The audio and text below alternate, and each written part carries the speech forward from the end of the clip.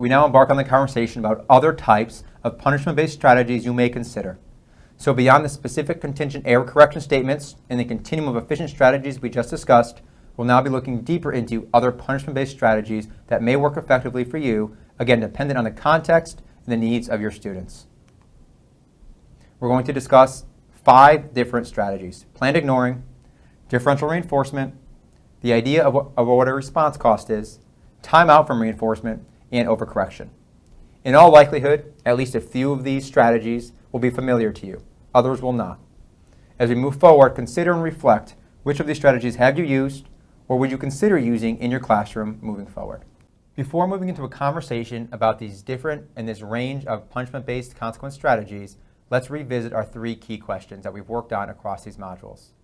We've already answered and discussed the question, are the foundations of effective, positive class-wide behavior supports in place?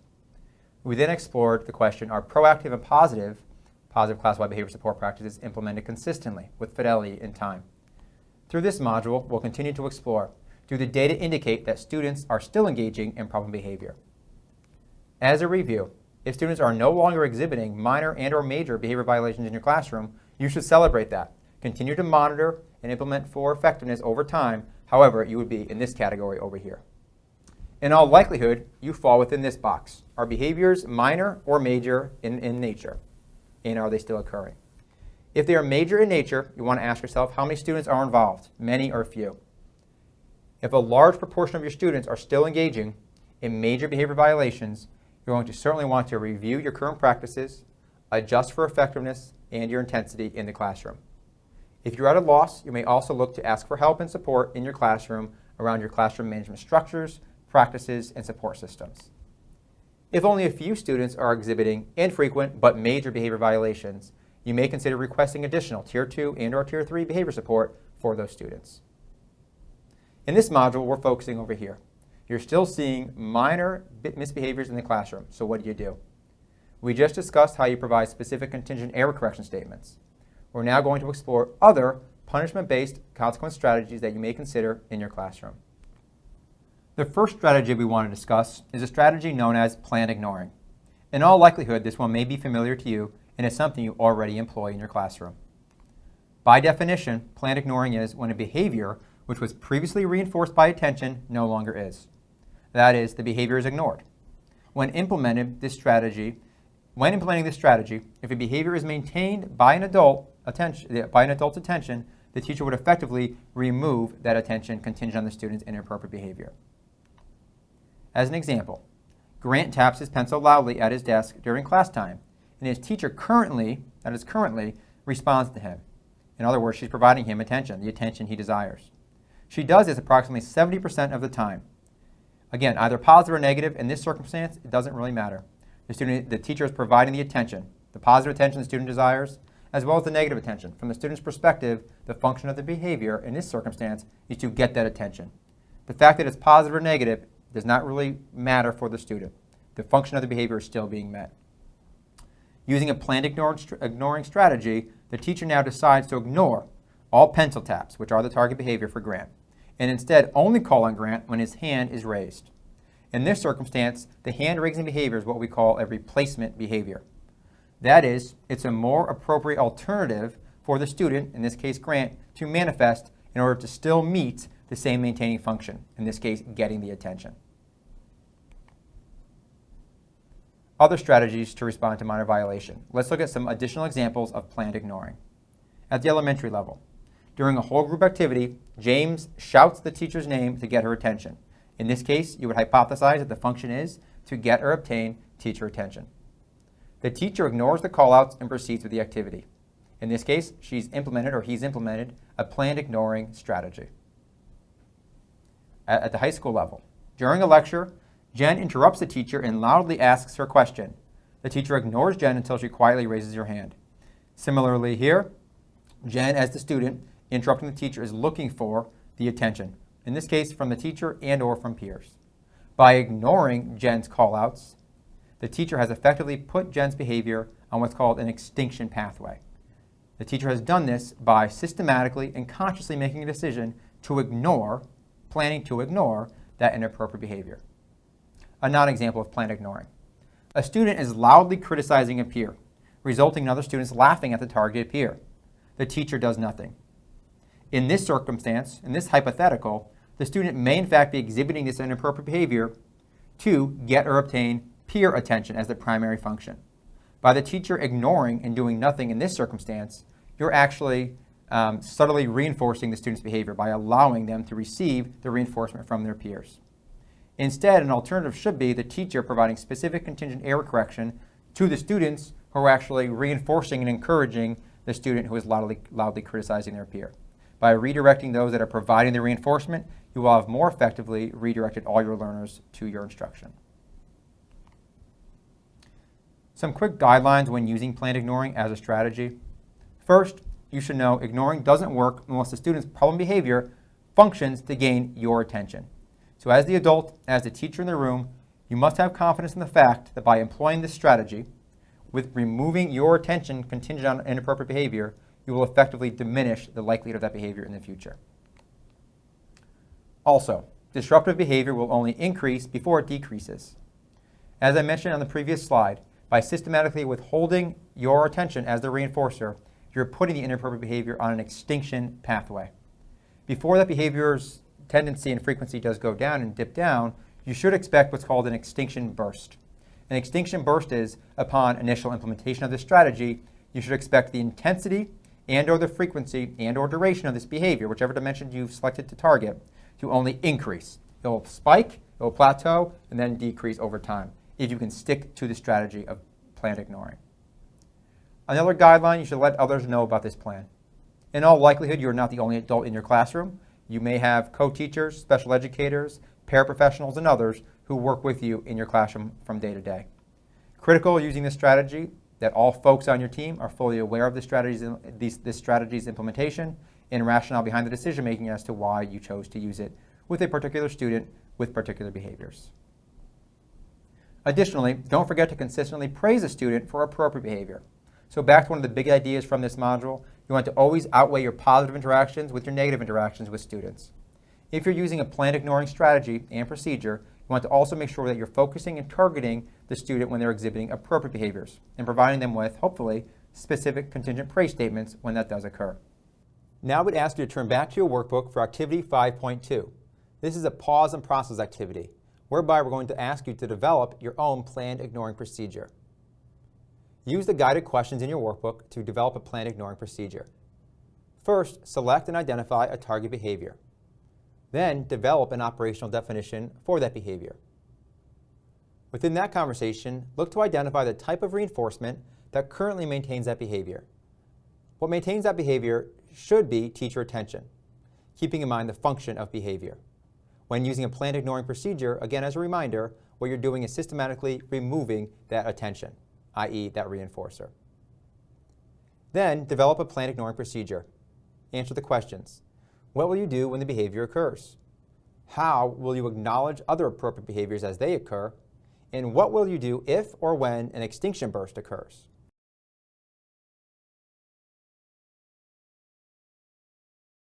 Welcome back. At this point, you likely completed activity 5.2.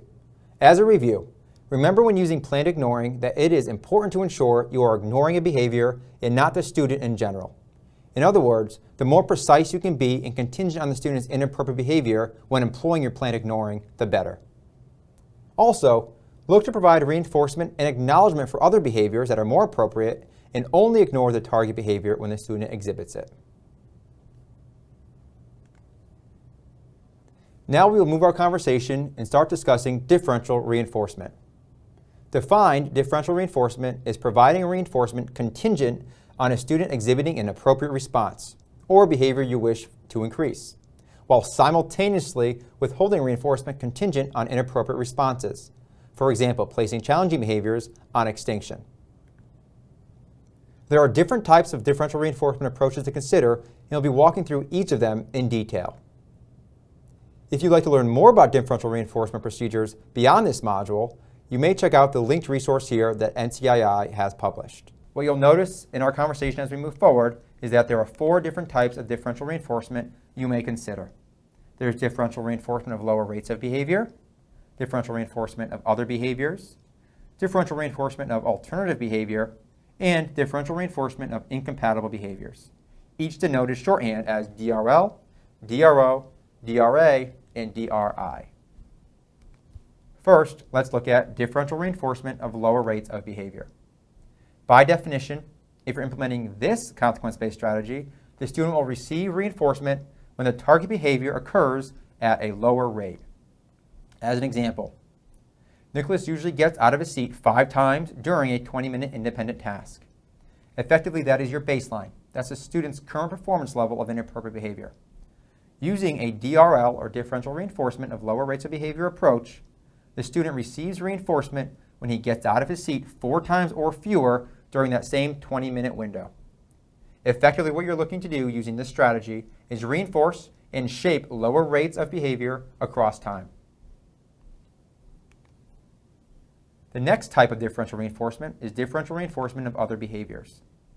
Defined, this is the student receiving reinforcement for behavior whenever an undesirable target behavior is not emitted during a specific period of time. As an example, Patricia receives reinforcement for every 10 minutes she does not call out an answer during class time. This happens even if she is not specifically engaged in inappropriate behavior. She may still be off task, however, just not calling out.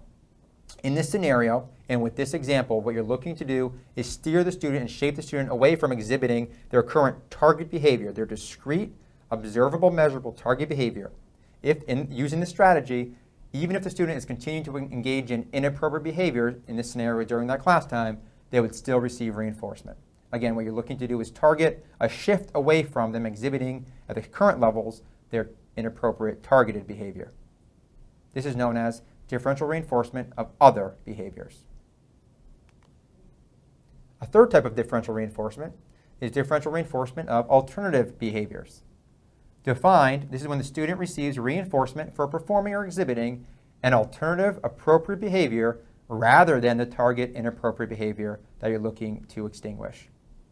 As an example, Frank frequently doodles at his desk when he gets stuck on his math assignment. Now he is provided reinforcement when he raises his hand at his desk to ask for math help. Using this procedure, hand raising and not working can be done at the same time. The two behaviors are not mutually exclusive. This is known as differential reinforcement of alternative behaviors. The next type of differential reinforcement is known as differential reinforcement of incompatible behaviors. Defined, the student receives reinforcement upon the occurrence of a behavior that is physically incompatible with or cannot be exhibited at the same time as the inappropriate target behavior. As an example, Andrew is reinforced for sitting in his small group rather than walking around the classroom during instruction. Using a differential reinforcement of incompatible behaviors, you'll see that sitting as a replacement behavior is physically incompatible with walking around the classroom.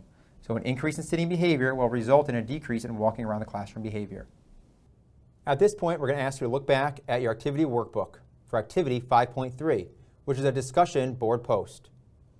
Through this discussion board, you're going to look to develop a differential reinforcement plan of your own. Use the guided questions in your workbook and discussion with your colleagues to develop a differential reinforcement plan.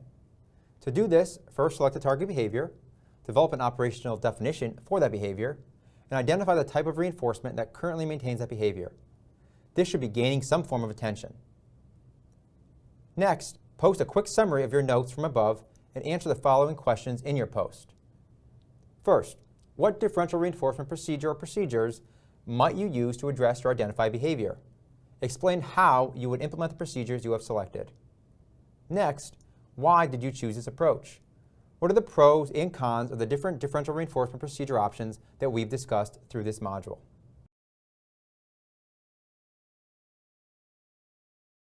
Welcome back. At this point, you've likely completed activity 5.3. As a review, remember the reinforcement guide, which you can find linked here, has guidelines for implementing differential reinforcement procedures that you can reference if you want additional examples or guidance about using and implementing these procedures. For even more information, see the IRIS modules on differential reinforcement with even more examples and guidelines. You can find the IRIS modules linked here. The next strategy is known as response cost. Defined, response cost is the actual withdrawal of specific amounts of reinforcement contingent upon inappropriate behaviors. As an example, a wrong answer results in a loss of points. Another example, if you come to class without a pencil, you can buy one for 5 points. Using a response cost system, what you're effectively doing is removing a reinforcer the student has already earned. As a nice parallel example, what this would look like is you working diligently and hard at your work as a teacher for 2 weeks, getting a paycheck, then not coming to work for the next 3 days, and your administrator saying you're going to lose half of your previous paycheck. Effectively, that would be the idea of a response cost. If you have a token economy in your classroom, students have earned those tokens over time, contingent on an inappropriate behavior, using a response cost strategy, you would effectively remove those earned tokens. A few quick examples. At the elementary level, when a student talks out, the teacher pulls the student aside, provides a quiet, specific error correction, and removes a marble from his or her jar on the teacher's desk. The marble, in this case, would be the token as part of a broader token economy. Here, the teacher has coupled the idea of a specific error correction statement with the response cost strategy. At the high school level, when a student engages in disrespectful language, the teacher privately provides feedback and removes a point from the student's point card. Very similar to what we saw occur at the elementary level.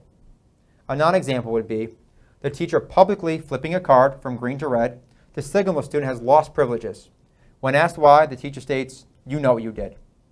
This is a nice non-example as it brings to light some practices we do not want to see. You do not want to see you publicly calling out a student for inappropriate behavior. You do not want to make a mockery of the student's inappropriate behavior. And you do not want to be vague with your response. Saying you know what you did does not help teach or reshape the student towards more appropriate behavior in the future. A few guidelines for you to consider if you're electing to use a response cost system in your classroom. First, response cost procedures fit best if you already have a class-wide token economy structure in place. Second, response costs usually work in the short term. Only use them when other procedures haven't worked. Third, generally it's better to stick to the positives. Consider to yourself what happens if you were to continue to take away points from students. Consider how do you retrieve tokens once they've been given. Will that lead to more challenges in your classroom, something you will want to avoid? And finally, big idea for this module, remember to always have a higher ratio of positive interactions with students than negatives. At a minimum, evidence-based would suggest a minimum of 4 positive interactions to every 1 negative, and we would like to see that ratio go up from there. At the end of the day, if you think employing a response cost system will work well for you, use it sparingly, use it from an informed standpoint, and use it from a conscious standpoint. Do not use it to exhaustion. Be aware of what it can do to a student's mentality and future behaviors in your classroom, and use it and merge it with other systems that are already in place. Some additional guidelines if using and opting to use a response cost system. You should be cautioned that negative balances can occur. In other words, if you have a token economy structure in your classroom and you use response cost, you will physically be removing those tokens from students. What may occur over time is if you do not have decision rules up front in how you'll manage this response cost system, and you have numerous implementers in your classroom, what you may see and be prepared for are negative balances occurring. So how do you control for that? Second, response cost requires the physical removal of earned reinforcers, which may trigger additional challenging behaviors from occurring. Third, hopelessness may occur and frustration on the part of your student. Their perspective may be they can never re-earn those tokens. Their perspective may be they've worked hard for an entire week and here they've exhibited one inappropriate behavior and they've lost all tokens that they've worked so hard for across that week. So again, you do not want to lead to a path of hopelessness being felt by your students, so try to implement this strategy effectively and consciously with each of your students in your classroom. You may also consider how is the response cost different from extinction. Previously, we talked about planned ignoring, and we talked about that is a strategy where you are systematically removing your attention contingent on inappropriate behavior. That effectively puts that inappropriate behavior on an extinction pathway. How is that different from what we've just discussed from response cost? Effectively, response cost is the physical loss of a previously earned reinforcer. In contrast, extinction is the act of actually withholding additional reinforcement contingent on that target behavior. So therein lies the distinct difference between these two strategies. One actually encourages you to remove a reinforcer, while the other has you consciously deciding not to apply an additional reinforcer. At this point, we'll ask you to look back at your activity workbook for activity 5.4, which is a discussion board post. Through this discussion board post, you're going to look to develop your own response cost procedure. Use the guided questions in your workbook and discussion with your colleagues to develop a response cost procedure. First, select a target behavior and operationalize that target behavior. Then look to identify the type of reinforcement that currently maintains the behavior. Once you've done that, post a quick summary of your notes from above and answer the following questions in your post. First, what will you do when the behavior occurs? In other words, what is the cost? Second, how will you acknowledge other appropriate behaviors? In other words, what are your reinforcers going to be? Then finally, how will you ensure earning, in other words, reinforcement, outnumbers the costs, in other words, the punishers? Another way of saying that is how will you ensure that you have at least 4 positive to every 1 negative interaction through the implementation of your response cost procedure?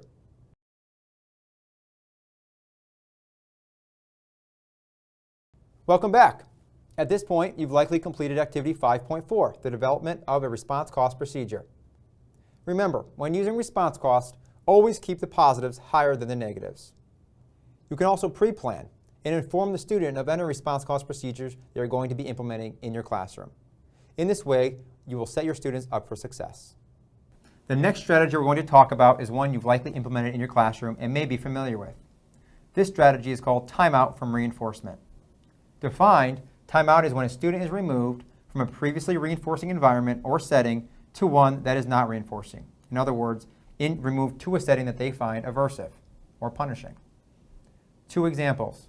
A student who is disrupting English class by walking around the room, flicking peers on the back, is sent to a neighboring classroom or the office to work. In this circumstance, the student would have found your classroom to be the reinforcing environment, and by you removing them, putting them on timeout, they're going to a more aversive setting. Second example, a student throws food or drink at another student during a basketball game, the reinforcing environment, and is asked to leave the event. By removing the student from the basketball game, they're losing their reinforcer, in this case the student attention, and they're being removed to a more aversive setting, the parking lot or the hallway outside the basketball event.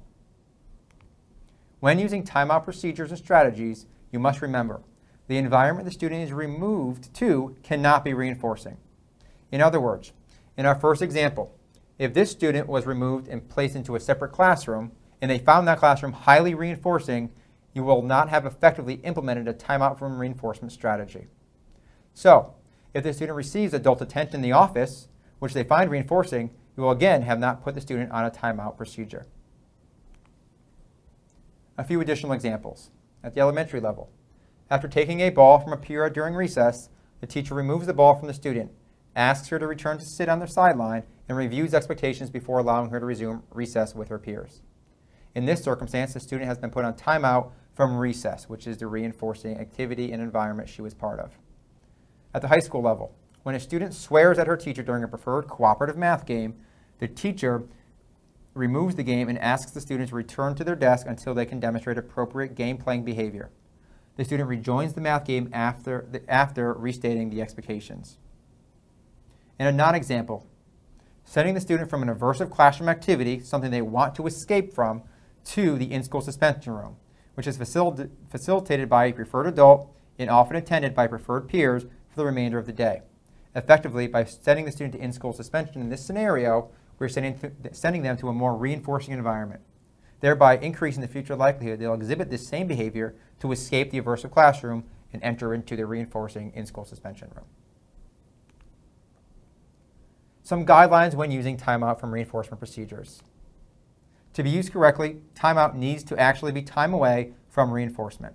Think back to the previous slide, the examples and non-example. The student has to be removed from a reinforcing environment and put into an aversive environment in order to shape the appropriate behavior in the future and diminish the inappropriate behavior. You should also be aware that there are 3 different levels or types of timeout to consider using in your classroom. The first type we've actually talked about, and that's called planned ignoring. As a reminder, as a refresher, planned ignoring is when you're systematically withholding your attention contingent on the student's inappropriate behavior. In this scenario, you're putting the student's behavior on extinction. Second level of timeout is contingent observation. You saw one of these examples in the previous slide. Using contingent observation-based timeouts, the student remains in the setting or classroom. In this scenario, it's easy for the teacher to monitor the student and allow the student readmittance into the ongoing classroom activities when appropriate. And finally, a third type of timeout procedure is known as an exclusionary timeout. This is when the student is physically excluded from the ongoing activity in the classroom. This is usually associated with a timeout room and or, given our previous scenario and examples, when the student is asked to leave the classroom to go to another classroom and or the office and or the in-school suspension room. All of those will be qualified as exclusionary timeout procedures. At this point, we'll ask you to turn back to your activity workbooks for activity 5.5, which is a pause and process activity. Through this pause and process, we're going to look for you to develop a timeout from reinforcement procedure. Use the guided questions in your workbook to develop a timeout from reinforcement procedure. To do this, first select a target behavior. Then operationalize that target behavior and identify the type of reinforcement that currently maintains that behavior. Next, review the types of timeout from reinforcement procedures we've discussed and look to answer the questions. What will you do when the behavior occurs? How will you acknowledge other appropriate behaviors as they occur? And how will you monitor this strategy's effectiveness over time?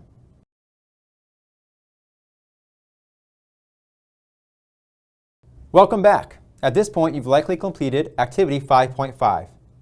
As a review, remember the effective use of timeout requires that the environment the student is removed from is in fact reinforcing to that student. Removing a student from an aversive academic task or classroom activity could inadvertently reinforce their escape-motivated problem behaviors and result in additional academic gaps. This goes back to one of the big ideas from this module, which is always ensure you're confident in the function of the student's behavior before you match that to an appropriate response to that behavior. We'll now move the conversation into the final punishment-based strategy for discussion in this module. This strategy is known as overcorrection. Defined, overcorrection is a behavior reduction procedure that includes actual training in appropriate behavior. Appropriate behavior is taught through what is known as an exaggeration of experience with the student. Using an overcorrection procedure and or strategy, the student rectifies the behavior error that they made, followed by extended practice of a more appropriate replacement or desired behavior. You should be aware that there are two different types of overcorrection strategies to consider. The first type of overcorrective strategy is known as restitutional overcorrection. Using restitutional overcorrection, the student overcorrects the effects of their behavior on the environment. As an example, a student is seen spraying graffiti on a school's locker after school one day. The next day, the student stays after school to clean the graffiti off the school locker while also cleaning other lockers in that hallway, thereby overcorrecting the impact of their inappropriate behavior on the environment that they impacted. Second type of overcorrection is known as positive practice overcorrection. In this scenario, the student repeats an appropriate behavior contingent on the occurrence of their inappropriate behavior. As an example, an elementary student runs ahead of his class to the water fountain. The teacher has the class wait while the student goes back and demonstrates how to walk appropriately in the hallways until they rejoin their class at the end of the line. This would be an example of positive practice overcorrection as a strategy. Now, a few quick tips when using an overcorrection procedure. First, as always, consider the function of the student's challenging behavior to ensure that you're appropriately aligning it to your response strategy. Overcorrection may be effective for escape-motivated behaviors, while it may not be an effective approach for attention-maintained behaviors. In fact, overcorrection could even reinforce the problem behavior by providing additional attention. Secondly, positive practice overcorrection procedures have the added benefit of increasing students' fluency with appropriate behaviors. Now you can turn to your workbooks for activity 5.6, which is a pause and process activity, where you're going to be looking to develop your own overcorrection procedure. First, use the guided questions in your workbook to develop an overcorrection procedure. First, select a target behavior, develop an operational definition of that behavior, and identify the type of reinforcement that currently maintains that behavior. Once you've done that, look to develop an overcorrection procedure, answering these questions. What will you do when the behaviors occur? Which type of overcorrection procedure will you use and why? Finally, how will you monitor this strategy's effectiveness over time? At this point, you can pause the video to complete activity 5.6.